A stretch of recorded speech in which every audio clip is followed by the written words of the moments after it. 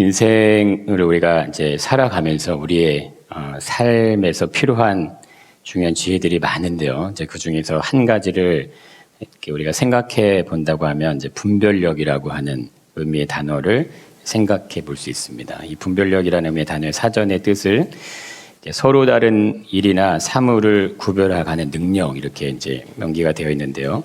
사물과 사건, 어떤 환경 이것을 이제 정확하게 이해를 하는 거죠. 그래서 정확한 결정을 할 수 있는 지혜를 갖는 겁니다. 그러니까 무엇이 내가 가져도 되는 것이고 무엇이 욕심인지가 이제 분별이 되는 거죠. 행해야 할 때와 멈춰야 할 때, 그러니까 내가 붙잡아야 될 때와 이것이 나의 욕심인지 아닌지를 분별해 잡지 말아야 될 때를 분별해내는 지혜라고도 할 수 있습니다. 그러니까 사람으로 보자면은 그 사람의 모습을 제대로 볼 수 있는 거예요. 딱 보면 이 사람은 이런 사람이구나. 평가한다는 의미가 아니고 사람을 제대로 분별해낼 수 있다는 거죠. 그러니까 사람들과의 관계 아니면 삶의 환경적인 어떤 상황들 많은 일들 안에 우리가 그것이 어떤지를 분별하고 판단하고 결정해야 될 일들이 우리에게 무수히 많은데 이제 그 올바른 판단 무엇이 맞는지 그런지 결정해서 능력을 가지는 것이 이제 분별력이라고 할 수 있습니다. 그러니까 무엇이 맞는 일이고 무엇이 틀리는 일인지만 정확하게 알아도 인생의 삶의 대부분은 후회 없는 선택을 우리가 할 수 있게 됩니다. 그러나 그것을 분별하고 이제 이해하는 것이 그다지 이제 쉽지 않다는 것을 이제 삶의 어떤 선택들, 우리가 하는 실수들, 후회들 이런 것 통해서 이제 배워가게 되는데요. 그래서 우리들이 이제 성경을 읽고 보고 묵상하는 이유가 이제 여기에 있다고 볼 수 있습니다. 우리 인생이라는 시간을 통해 주어지는 모든 순간순간들마다 우리가 결정해야 될 모든 삶의 모습에서 과연 무엇이 올바른 것인가, 이걸 어떻게 분별하고 결정하신가에 대한 어떤 지혜, 이거를 보여줄 수 있는 유일한 책이 이제 성경이라고 할 수 있습니다. 근데 여기서 유일하다는 표현은 많은 반대와 이제 부딪힐 수도 있는 표현입니다. 그러니까 일반적으로 사람들이 기독교를 이제 대한 적대감을 가지는 이유 중에 이제 중요한 이유로 뽑는 것이 유일하다는 이런 표현이 가지는 것에서 기인한다고도 할 수 있죠. 그러니까 너무 이제 독선적이고 외골수적인 모습이 아니냐, 막 이렇게 얘기를 한다는 거예요. 삶의 모습은 정말 매우 다양한데 어떤 것을 하나로 정의될 수 없을 만큼 위대하고 포괄적이고 광범위하다고 말할 수 있는데 그것을 어떻게 성경에서 그것을 다 표현해 줄 수 있냐. 지혜를 배울 수 있는 방법, 노하우 이거 너무나 다양하다. 우리는 그러한 능력을 가졌다고 이제 세상은 사회를 얘기하는 거고 그것을 어떤 역사와 어떤 전통, 사상, 철학, 과학, 문명 얼마든지 그런 것들을 통해서 인간의 삶에 대한 이유와 목적과 방향과 선택을 배울 수 있다. 이렇게 얘기를 한다는 거예요.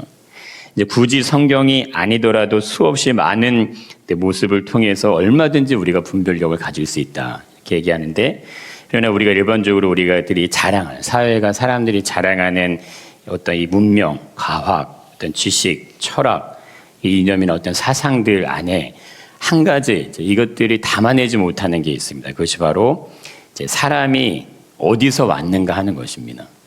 그러니까 존재의 기원에 대해서는 말을 하지 못한다는 거예요. 세상은 사람들은 스스로 그냥 자립해서 완전한 존재로 세워지는 그것이 우연한 존재를 세워졌다. 이렇게 말할 수밖에 없다는 거죠. 문명이 있고 과학이 있고 철학이 지식이 있어도 결국 사람이 어디서 왔냐, 어떻게 시작됐냐를 설명할 때는 결과적으로는 우연한 존재라는 것을 얘기할 수밖에 없다는 거예요. 그러나 이런 모습은요, 다른 방법이나 어떠한 이론으로 사람의 존재의 의미를 설명해낼 수 없기 때문에 그렇기 때문에 인류를 진화를 믿고 그것이 맞다고 생각하고 살아간다는 겁니다. 그렇다면 과학이라는 어떤 문명의 모습을 가진 인간이 진화라는 어떤 이 이론을 온전하게 믿고 받아들일 수 있을까 했을 때 절대 그렇지 않다는 겁니다. 과학은요, 정확한 데이터를 가지는 것을 기본으로 해서 발전을 하죠. 그러나 진화는 말 그대로 정확한 데이터가 아니라 그냥 우연한 결과라고 얘기한다는 거예요. 맞을 수도 있고 안 맞을 수도 있지만 맞는다 이렇게 얘기한다는 거죠. 양파를 까면 계속 까면 계속 까다 결국 아무것도 안 났는데 이 진화라는 어떤 이 학설과 이론을 깊이 있게 정말 파고 들어가면 정확한 무엇인가를 얘기해 주는 거 하지만 그것이 없다는 거예요. 결국에는 우연한 결과에 의한 시작 이걸 얘기한다는 거죠. 백신을 우리가 만드는 과정에서도요. 데이터가 필요하잖아요. 수천억의 어떤 데이터를 기반으로 해서 문제가 있는지 없는지를 결과가 나와야 백신이 만들어지는데 인간의 우연한 존재를 진화되어 왔다고 한다면 그것은 과학이라는 의미에서요. 그건 완전한 불합격이라고 할 수밖에 없다는 거예요. 사람은 그렇게 미련하지 않죠. 지식이 없지도 않습니다. 그런데도 우연한 결과로 의한 진화를 받아들이고 믿을 수밖에 없는 이유는 그것이 아니면 인류 기원에 대한 어떤 포괄적인 설명에 대한 이해를 어떠한 이론으로도 설명해낼 수 없기 때문에 따라가는 겁니다. 알면서도 모르는 척 한다는 거예요. 우리가 자녀를 키워봐서 아시겠지만 이 무엇 하나요? 우연한 결과로 그냥 되어지는 게 아무것도 없습니다. 그냥 아이가 엄마의 태중에서 잉태하는 것도 그 우연이 되지 않잖아요. 태어나면 알아서 자라지 않아요. 그냥 내버려두면요. 그냥 내버려두면 얘 죽어요. 돌보지 않고 아무것도 안 해주면 그냥 죽는다 이거죠. 그냥 순간부터 태어나 자라는 모든 과정이 우연이라는 건 존재하지 않는 거를 아는데 우리가 무엇을 얻기 위해서 그만큼의 대가를 지불을 해야 되고요. 더 좋은 것을 가지기 위해서도요. 더 많은 노력과 실력을 가져야지 되는지 그게 우연한 과정을 어떻게 하다 보니까 만들어지지 않는다는 거 우리가 안다는 거죠. 하나부터 우리 삶의 모든 영역을 다 풀어서 본다고 해도 우연하게 존재하는 건 없다. 이건 우리가 알 수 있는 지혜예요. 근데 성경은요, 놀랍게도 우리에게 문명이 발전한 이 시대, 현대의 초고속적인 이 시대에게도 동일하게 인간의 기원에 대한 정확한 데이터를 말한다는 거예요. 성경은 인간은 흙에서 왔고 죽게 되면 흙으로 돌아갈 것을 말해줍니다.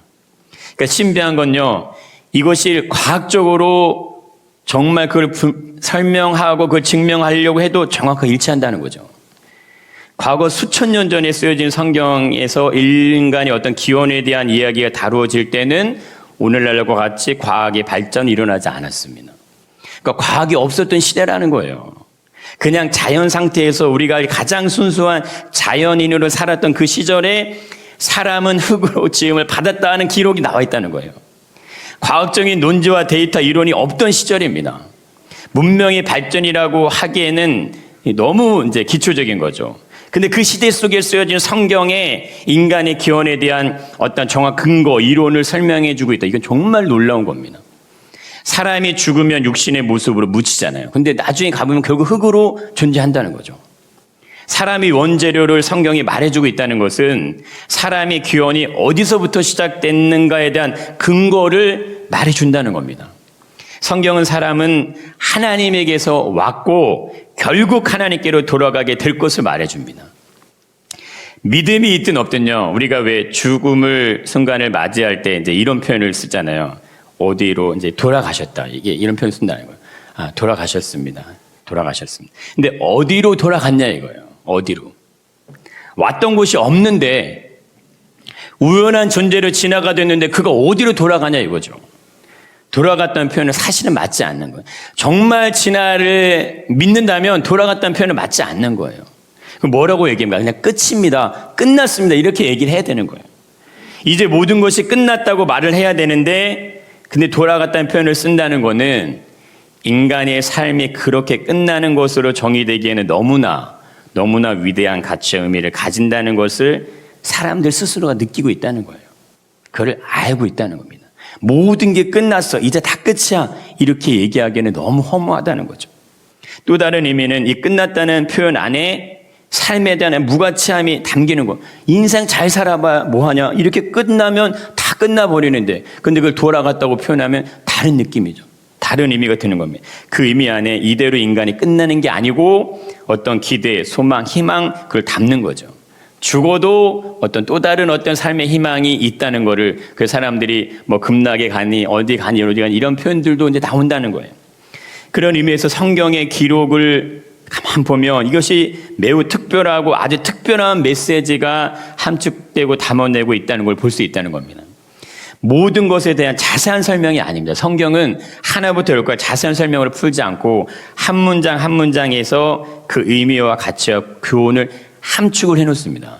그 안에 그걸 담아놨다는 거예요. 이거를 어떻게 풀어서 다 설명하겠습니까? 그냥 그 안에 딱 담아놨는데 그래서 성경을 그냥 눈으로만 읽게 되면 이것이 무슨 말인지가 잘 보여지지 않을 수도 있다는 거예요.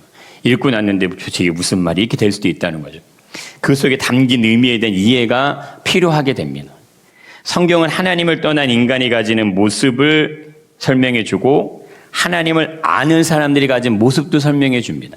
그리고 동시에 하나님을 대적하는 사람들이 가지는 모습까지 그 다양한 삶의 샘플들을 수도 없이 많은 사람들의 모습을 통해서 설명을 해내고 있다는 거예요. 성경의 내용을 쉽게 그냥 간략하게 표현하면 뭐겠냐 할 때는 사람들이 살아가는 삶의 이야기 이렇게 얘기할 수 있다는 거예요. 우리 인간이 살아가는 이 세상의 삶의 이야기를 한 문장으로 정의하면 사람들이 살아가는 삶의 이야기죠. 성경도 동일합니다. 성경도 결국 사람들이 살아왔던 삶의 이야기를 담아놓은 거예요. 근데 여기에 세상에 어떠한 곳에도 나와 있지 않는 사람의 기원을 창조하신 분에 대한 이야기가 함께 기록이 되어 있다는 게 그게 다른 점이에요. 성경과 다른 책들이 다른 점이. 그러니까 유일하게 성경에서 보여주는 두 주제, 그것이 바로 하나는 하나님이고 다른 하나는 사람이라는 거예요. 우리가 하나님을 얘기하는데 사람을 얘기하지 않으면 안 되는 겁니다. 성경에 사람을 누차 계속해서 지속적으로 사람에 대한 이야기를 풀어내주는 책이 성경이에요. 그러기 때문에 하나님에 대한 믿음을 강조하는데 이웃에 대한 사람에 대한 어떤 것들의 얘기가 전해지지 않으면 안 된다는 거죠. 결국 사람이 조성하시고 사람을 존재하게 하시는 어떤 하나님의 존재의 의미가 성경 안에 담겨 있고 그 하나님을 알게 되고 그 뜻을 이해하게 될 때 그때 또 다른 사람이 가지는 의미가 그 안에 다시 발견되게 된다는 거죠. 하나님에 대한 어떤 우리의 궁금증, 하나님을 더 깊이 알기를 원하신다면 성경을 봐야 됩니다. 그 깊이 안으로 들어가셔야 돼요. 그래야 그 하나님에 대한 깨달음을 얻을 수가 있습니다. 그 성경은요, 단순한 책이 아닌 거예요. 하나님의 존재의 의미와 사람의 존재의 의미를 완벽하게 설명해 주는 것이 성경이라는 거예요. 이 성경을 통해서 그것을 열어서 보고 그것이 어떤 의미를 가지는지를 알게 될 때 우리 안에 하나님의 주시는 분별력이 생길지 믿습니다. 인생에 대한 분별력, 영적인 것에 대한 분별력, 우리가 인생의 모든 선택 과정에서 생겨나는 모든 것들이 생겨난다는 거예요. 사람은 분명한 자신의 인생의 목적을 다 가집니다. 목적 없이 태어나는 사람은요, 사실 아무도 없습니다. 태어나서 자라서 살다가 죽는 것이 인생이 아니다. 성경은 그렇게 얘기한다는 거예요. 근데 일반적으로 세상의 삶을 세 단어로 정리하면은 무엇을 정리할까 할 때 이렇게 정리해 볼 수 있습니다. 먹고 살고 죽는다. 이걸 우리가 그냥 한자로 생로병사라는 표현도 쓰지만 그렇지만 우리들의 삶에 대한 이유를요, 성경은 먹고 살다 죽는다로 말하지 않는다는 거예요. 가만히 보십시오. 결국에는 먹기 위해서 살고 살기 위해서 먹고 그렇게 먹고 살고 하는데 언젠가는 결국 죽는다는 거예요. 이것은 단순한 성경 이야기를 알고 있는 것으로 어떤 인생의 어떤 것들이 분별되지는 않습니다. 성경을 통해 하나님을 알게 되고 만나게 될 때에만 그것이 이제 알아진다는 거예요. 또 하나님을 모르게 된다면 인생의 의미와 목적과 어떤 삶의 방법을 모르는 것인가요? 이렇게 묻는다면 성경은 분명하게 그렇다 이렇게 얘기한다는 겁니다. 그걸 어떻게 증명해 보일 수 있습니까? 성경은 이것에 대해서 수없이 많은 사람들의 이야기를 통해 증명한다는 겁니다. 오늘 본문에 나타나는 한 인물 니부가라는 여인의 이야기는 그냥 한 여성이 가지는 삶의 이야기가 아니라 인류의 삶을 살아갔던 과거에 존재했던 모든 이들을 향한 현재를 살아가고 있는 우리들을 위해서 앞으로의 시대를 살아갈 사람들에게 전해주는 메시지를 담고 있다는 거예요. 그것에 대한 어떤 메시지를 같이 함축해서 보여주고 있다는 겁니다. 니부가의 행동과 선택에 대한 부분은 자신의 아들 야곱에 대한 지극한 사랑에서 시작됐다고 볼 수 있습니다. 자신에 대한 자식에 대한 부모의 사랑은 일반적으로 그냥 당연하죠. 그냥 당연하다고 말할 수 있어요. 야곱에 대한 엄마의 사랑은 근데 일반적인 모습보다는 매우 특별한 모습이라고 할 수 있다는 겁니다. 니부가에게 야곱은요, 그냥 엄마의 삶의 모든 이유, 모든 소망이라고 볼 수 있습니다. 니부가의 삶의 의미를 한 문장으로 말해 본다면 니부가는 그냥 한 가정의 엄마가 아니고 야곱의 엄마입니다. 자신의 아들에게 모든 걸 걸었어요. 그 아들이 곧 니브가 자신의 삶이 되는 인생의 그림을 그냥 자기가 스스로 그렇게 인생을 그려갑니다. 이건 느낌적으로만 봐도 일반적이지 않다는 것을 우리가 느낄 수 있는데 이건 분명 건강하지 않은 모습입니다. 이건 균형이 잡히지가 않았어요. 자신의 남편이 있고요. 또 다른 아들 에서가 있는데도 어떻게 합니까? 니브가 자신이 원하는 것에만 집중하는 모습을 보이는 거예요. 그러니까 성경에 나오는 수많은 사람들은 다 동일한 삶의 패턴을 가져가지 않습니다. 다 각자의 삶을 살아갑니다. 다양한 삶을 살아갑니다. 어떻게 이런 선택을 할 수 있을까 하는 사건들이요, 무수히 많이 등장하고요. 절대 하지 말아야 될 일들이요, 계속해서 벌어집니다. 그게 성경에 계속 나와요. 그렇게 하면 망하는 길인데 그걸 결정하고 행동하는 모습들도요, 수없이 많이 등장을 합니다. 사람이 지혜 있는 듯하고 똑똑한 것 같지만 사람이 가지는 지혜를 통해 인생의 걸음을 걸어가는 사람들을 향해 성경이 분명하게 말해주는 것이 있어요. 성경이 이렇게 얘기합니다. 미련한 마음이 어두워졌다. 이렇게 표현한다는 거예요. 또 다른 표현으로 이렇게 필요하죠. 스스로가 지혜 있다고 하지만 어리석게 됐다. 이렇게 얘기한다는 거예요. 좋은 것으로 더 좋은 것으로 주고자 하는 이 마음, 자식이 잘 되기를 원하고 기대하는 마음은요, 오늘날도 동일하죠. 오늘날 부모의 마음이 다 가지는 마음이라는 거예요. 그러나 엄마의 선택은요, 자신이 기대했던 것과는 전혀 다른 반대의 결과를 얻게 된다는 거예요. 어떻게 보면 지혜로운 것 같지만 결과적으로 지혜가 없는 행동과 선택을 하게 된다는 겁니다. 그러니까 왜 그럼 이러한 선택의 모습들이 성경의 이야기를 통해 나타나고 있을까? 그것이 바로 오늘을 살아가고 있는 우리의 삶에도 이러한 모습들이 동일하게 나타난다는 겁니다. 이것들이 일어나고 있고 행해지고 있다는 거예요. 니브가가 선택한 그를 온전히 신뢰하고 따르게 되는 아들이 선택한 결과, 이것에 대해서 표현해주는 단어, 우리가 좀 전에 봤던 단어처럼 이 니브가의 말 속에 그 의미가 나타나는데요. 그러니까 아쉽게도 이 단어는요, 긍정의 의미와 축복, 행복 이런 의미가 아니죠. 잘 되기를 바랬던 마음, 아들을 사랑해 생했던 어떤 선택, 그건 어디까지나 자기 중심적인 선택의 결과였다는 것을 말해주는 단어가 이 단어입니다. 저주다는 이제 단어가 등장을 합니다. 그럼 이 단어의 어떤 의미를 좋아할 사람은 아무도 없을 것인데, 근데 엄마가 이런 얘기를 하죠. 어머니가 그에게 이르되 내 아들아, 너의 저주는 내게도 돌리리니 내 말만 따르고 가서 가져오라. 이게 엄마의 답변입니다. 자신의 말 안에 스스로가 이 단어를 쓴다는 거예요. 내가 저주를 받더라도 괜찮으니 그렇게 행하라는 의미의 말은 아닙니다. 니브가는요, 저주를 받으면서까지 자신의 아들이 잘 되기를 바라는 그런 엄마는 아니었습니다. 그러나 그의 말대로 결국 자신의 선택은 아쉽게도 자신이 내뱉은 말처럼 되어버립니다. 근데 사실 이 말의 의미는요, 엄마 입에서 먼저 나온 단어가 아닙니다. 이건요, 아들 야곱이 먼저 했던 단어예요. 아들 야곱이 이렇게 얘기하죠. 아버지께서 나를 만지실진데 내가 아버지의 눈에 속이는 자로 보일지라 복은 고사하고 저주를 받을까 하나이다. 이때 이 말을 받아서 이제 엄마가 답변으로 너의 저주는 내게로 돌리라 이렇게 얘기한다는 거죠.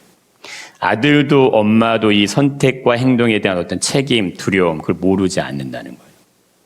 다 알고 있습니다. 여러분, 우리가 하나님을 어떻게 섬겨야 되는지 그걸 다 알고 계십니다. 모르지 않습니다. 근데 그렇게 하지 않으시는 것 뿐입니다.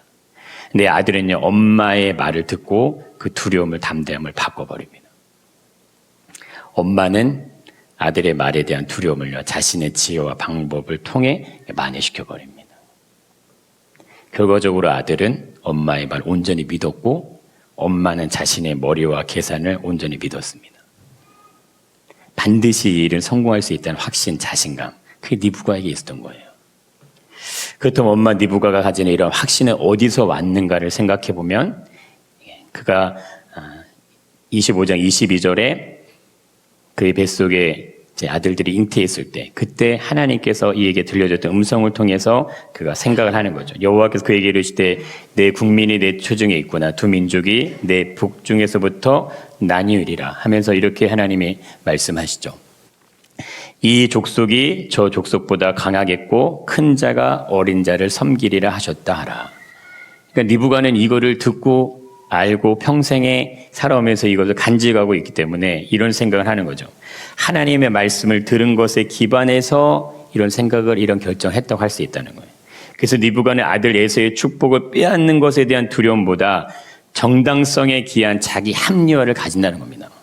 하나님의 약속이고 하나님이 나에게 말씀해 주신 부분이기 때문에 나는 기꺼이 이거를 행해도 아무런 죄책감이 없다, 이렇게 얘기한다는 거죠. 그런데 여기에는 심각한 오류와 함정이 있다는 것을 말해준다는 거예요. 하나님의 말씀을 리브가는 자신의 개인적인 야망, 욕심을 채우는 것으로 변질시킵니다. 이건 분명히 하나님께서 약속을 주신 일이니까, 그러니까 괜찮은 거야. 당연한 축복은 큰 자가 아니라 작은 자에게 돌아가야 돼. 이삭은 잘못된 판단을 하고 있는 거지. 내 판단이 정확하고 나의 행동은 의롭다. 내가 올바른 결정을 한 거야. 이런 식으로 자신을 합리화하는 모습에서 그 안에 자신의 의로움이 담긴다는 거죠. 그러나 리브가의 선택이 틀렸다는 것은 그의 행동으로 인해 생겨나는 어떤 현상들을 통해 확인할 수 있다는 거죠. 자신이 하나님의 뜻을 따라서 그렇게 행동했다고 말할지는 모르지만 그로 인해서 이삭과 에서는요, 남편과 아들은 자신의 야망을 목적으로 하는 수단으로 전락을 해버립니다. 더 이상 남편이 아니고요, 더 이상 아들이 아니에요. 아들 에서야 너는 축복을 받은 존재가 못 돼. 그러니까 아빠가 주려고 하는 축복 꿈도 꾸지 마. 남편이 이삭에게 이러는 거죠. 당신은 참으로 어리석군요. 축복이 누구에게 가야 하는지 분별하지 못하다니. 당신의 눈이 흐려져 보지 못하는 것처럼 당신의 영적인 분별력도 상실됐군요. 이런 의미를 가진다는 거예요. 판단과 정죄가 묻어 있는 겁니다. 당신은 틀렸어. 나는 맞아. 모든 것에서 자신이 의롭게 사람이라고 생각을 한다는 거예요. 그로 인해 야곱도 의로운 아들이 되어버립니다. 축복을 빼앗아서 자기의 것을 가지는 것에 대한요, 죄책감이 없다는 거예요. 그에 반해 아들 에서는 뭡니까? 분노합니다. 절망과 탄식과 그 안에 살인에 대한 어떤 마음들이 생겨나게 된다. 그걸 품게 된다는 거예요. 한 아들의 인생을 축복하기 위해서 다른 한 아들의 인생을 완전히 망쳐버리는 선택을 한다는 겁니다. 분쟁과 시기와 탐욕과 불의와 교만, 그것이 다 그들 안에 들어가 있다는 거예요. 로마서 1장 30절의 표현으로 한다면 이런 거죠. 이들의 모습을 이렇게 정의해 줍니다. 악을 도모하는 자가 되어버렸다는 거예요. 리브가의 선택에 대한 후회와 어떤 결과는 자신의 남은 시간을 통해서요, 저주라는 의미를 담는 인생으로 살아가게 된다는 겁니다. 그 아들 야곱도 자신의 삶을 통해 그만큼의 대가를 치러야 되는 인생을 간다는 거예요. 아들에게서 분명히 드러나는, 이들에게 분명히 드러나는 건요, 십계명의 의미에서 찾아본다면 네 하나님 여호와의 이름을 망령되이 부르지 말라라는 여호와의 말씀을 망령되이 부르고 있다는 거예요. 오늘의 표현으로 보면 리브가와 야곱은 여호와의 이름을 사칭해서 악을 도모하는 모자 사기단이라고 할 수 있습니다. 이들의 행동은요, 도둑질하지 말라, 내 이웃의 집을 탐내지 말라는 8계명과 19명과 정면으로 충돌합니다. 리브가는 자신의 남편을 속이기 위해서 아들 에서의 옷을 야곱에게 입히죠. 염소새끼 가죽으로 그의 손과 목에 매끈함을 입혀줍니다. 그리고 자신이 만든 별미와 떡을 아들의 손에 쥐어줍니다. 완벽한 범죄죠. 완벽한 속임수입니다. 그러고는 이렇게 말하죠. 이것은 정당한 거니까, 절대 죄 짓는 일 아니니까 당당해라. 이에 대해 아들은요, 아버지를 부르는 순간부터 거짓에 대한 언어를 사용할 수밖에 없게 됩니다. 야곱이 아버지에게 대답하죠. 나의 아버지여, 자신을 얘기할 때 나는 맏아들 에서로소이다 하고서 아버지에게 음식을 들고 찾아갑니다.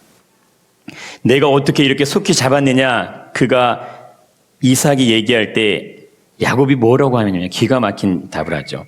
아버지 하나님 여호와께서 나로 순조롭게 만나게 하셨음이니이다. 다 거짓이죠. 야곱 그 아버지가 이삭에 가까이 가니 이삭이 만지면서 이르되 음성은 야곱의 음성이 있나 손은 에서의 손이로다 하며 24절 이런 얘기합니다. 내가 참으로 내 아들 에서냐. 그때 그가 그러합니다. 이렇게 답합니다. 야곱은 자신의 아버지를 향해 자신의 형의 신분으로 위장을 하고요. 이삭이 의지하는 여호와 하나님의 이름을 팔아서 마치 진짜 자신이 에서인 것처럼 행동을 하는 겁니다. 그런데 놀라운 것은요, 기가 막힌 타이밍에 자신들의 일이 마무리되는 그 정확한 타이밍에 형이 등장을 한다는 거예요. 참 묘합니다. 이삭이 야곱에게 축복하기를 마침에 야곱이 그의 아버지 이삭 앞에서 나가자 곧 그 형 에서가 사냥해서 돌아오는지라. 엄마 야곱이 이렇게 생각할 수도 있습니다. 그것 봐, 우리가 옳았어. 하나님께서 우리의 기도를 들어주신 거야. 정말 그런가? 정말 하나님께서 축복하셔서 응답해 주신 것인가 하는 것입니다. 여러분, 신앙에 대한 자기 합리화에 빠지면 얼마든지 이 리브가와 야곱과 같은 행동을 얼마든지 하실 수 있습니다. 내가 원하는 대로 살아가면서 하나님의 복을 구하고 은혜를 구하는 모습이 우리에게는 얼마든지 있을 수 있다는 거예요. 우리 교회들마다 수능을 볼 때가 되면 이제 고3 학생들을 위해서 막 기도합니다. 수능이 끝나고 나면요, 그들이 예배 자리에 없어요. 안 와 있어요. 그들이 대학을 들어가서 열심히 대학생활을 바쁘면요, 그에 오지 않는 것에 대해서, 하나님 모르는 것에 대해서 어떠한 두려움을 갖지 않습니다. 그것도 언제 기도할까요? 좋은 직장 달라고 기도합니다. 그렇게 좋은 직장에 들어가면 하나님의 복이야, 이건 하나님의 축복이야, 그렇게 얘기한다는 거예요. 근데 결과적으로 보세요. 하나님이 누군지 모르는데 그게 어떻게 복입니까? 하나님을 예배하지 않는데, 하나님을 예배하고 경외하고자 하는 마음이 없는데, 내 아들이 잘 되게 해주세요, 내 아들이, 내 자녀가 복되게 해주세요라고 기도하는 그 기도가 어떻게 하나님께서 원하시는 기도냐, 이거는. 10계명의 제1계명은요, 너는 나 외에 다른 신을 내게 두지 말라고 말합니다.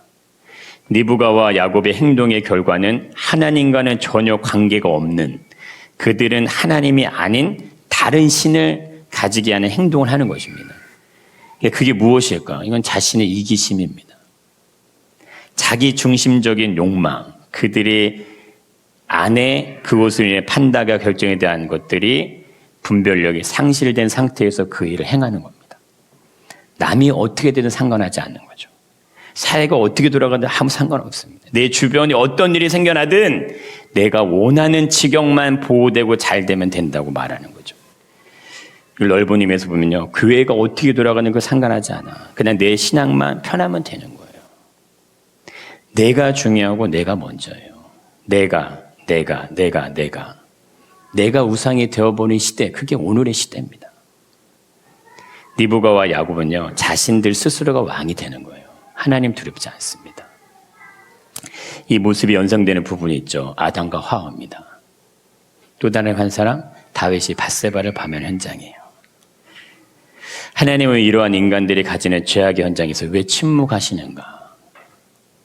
왜 리브가와 야곱의 잘못된 행동에 대해서 하나님 왜 침묵하십니까? 왜 아무 말 없이 그냥 지나가십니까?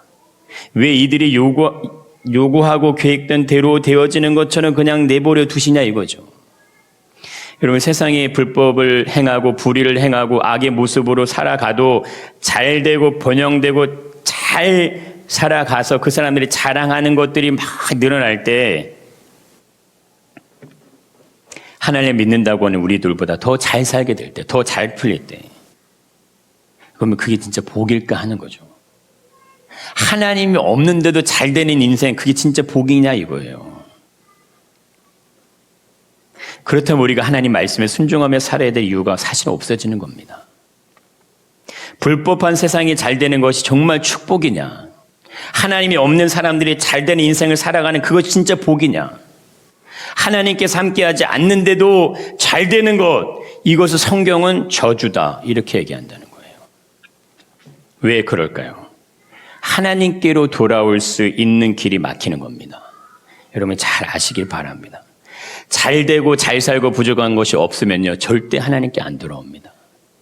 하나님께 돌아올 수 없는 길을 계속해서 막아주고 그거를 그렇게 만들어주면서 하나님의 복이 임하기를 기도한다면 하셔야 되겠냐 이거죠. 하나님을 찾고 하나님을 경외할 수 있는 것을 가르쳐 줘도 그것을 깨닫고 돌아오기가 어려운데 잘 되는 것만 구하고 잘 되기만을 바라면서 왜 하나님을 얘기하지 않냐 이거예요. 왜 하나님의 경외할 수 있는 마음을 가르치지 않으면서 그가 하나님을 예배하는 것이 무엇인지 모르고 하나님이 어떤 분인지를 모르는데 왜 그거는 침묵하면서 하나님 우리의 자녀가 우리가 선택하는 모든 일을 잘 되기만 구하냐 이거예요. 그러니 교회가 무너질 수밖에 없죠. 그러니 세상에 수많은 사람들이 방황할 수밖에 없죠. 누가 하나님을 찾겠습니까? 그래서 니부가도 야곱도 자신들이 잘못된 행동에 대한 철저한 선택의 결과를 받는 게 축복입니다. 하나님이 계시면 우리의 잘못에 대한 하나님의 징벌이 오는 게 그게 축복인 거예요. 잘못된 길을 갈 때 막아주시는 게 복이라는 거예요. 그 선택에 대한 결과를 물어오시는 게 복입니다. 하나님 앞에서 심고 뿌린 대로 거두게 하시는 분이 하나님이십니다. 우리의 마음의 심령의 중심을 꿰뚫어 보시는 하나님 앞에 어떠한 믿음의 삶을 사냐? 그게 오늘 우리에게 던져지는 질문이라는 거예요. 너희가 나를 신뢰하느냐? 아니면 너희 자신의 이기적인 욕심과 야망과 자기중심적인 삶의 모습에서 나를 원하느냐에 따라서 니부가의 삶이 될지 요셉의 삶이 될지가 결정이 되는 거예요. 하나님이 눈먼 봉사도 아니시고 하나님이 귀가 안 들리신 분도 아니시고 무엇 하시려고 우리에게 하나님의 응답을 주시겠냐 이거예요. 뿌린 대로 거두게 하신 하나님의 은혜, 하나님을 위해서 심고 뿌리시는 인생이 되실 수 있기를 축복합니다. 하나님을 속이는 것은 가능할까요? 안 가능할까요? 하나님과 딜을 하는 것은 가능할까요? 안 가능할까요? 우리의 삶은 하나님과 딜을 하고 어쩌면 하나님을 속이는 삶의 모습을 가지고 있는지도 모릅니다. 두려워하셔야 됩니다. 마지막 순간에 우리의 삶이 다 지난 다음에 마지막 순간을 맞이할 때는 그때는 누구도 돌이킬 수 없습니다. 그 순간에 하나님이 우리에게 기적을 베푸신다 하더라도 그 구원의 방주를 탈 수 있는 사람은 아무도 없습니다. 이삭이 마지막 야곱이 삼촌 라반의 집에 갈 때 이러한 축복을 줍니다. 전능하신 하나님이 내게 복을 주시어 내가 성역하고 번성하게 하여 내가 여러 족속을 이루게 하시고 아브라함에게 허락하신 복을 내게 주시되 너와 함께 내 자손에게도 주사 하나님이 아브라함에게 주신 땅 곧 내가 거류하는 땅을 내가 차지하게 하시기를 원하노라. 이삭이 에서에게 주려고 했던 축복을 야곱이 받습니다. 그러고 난 다음에 에서가 들어와서 아버지 나에게 복을 빌어달라고 할 때 이삭이 이런 말 합니다. 더 이상 빌 복이 없다. 더 이상 너에게 줄 복이 없다 얘기를 한다는 거예요.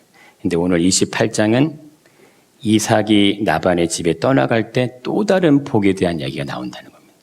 이것은 하나님의 태중에 말씀하신 하나님의 약속에 대한 복입니다. 니부가가 생각했던 하나님이 주시려고 했던 복, 그건 니부가의 생각이었던 것이고 진짜 복은 창세기 28장에 나온다는 거예요. 이삭은 그걸 알고 있습니다. 그 복이 흘러갈 타이밍이 됐을 때 흘러가는 것입니다. 그런데 안타깝게도 야곱은 20년이라는 인생의 세월을 방황할 수밖에 없는 시간 안으로 들어갑니다. 그 약속을 가지고 있지만 그 길을 가는 거예요. 누가 그 길을 보냅니까? 엄마가 보냅니다. 하나님의 선택, 하나님의 인도하심을 전적으로 신뢰할 수 있는 믿음이 우리 안에 있기를 축복합니다. 여러분, 하나님을 위해서 인생의 시간을 드릴 때 그때 하나님이 내 삶에 살아서 역사하시는 것은 나타날 수밖에 없습니다.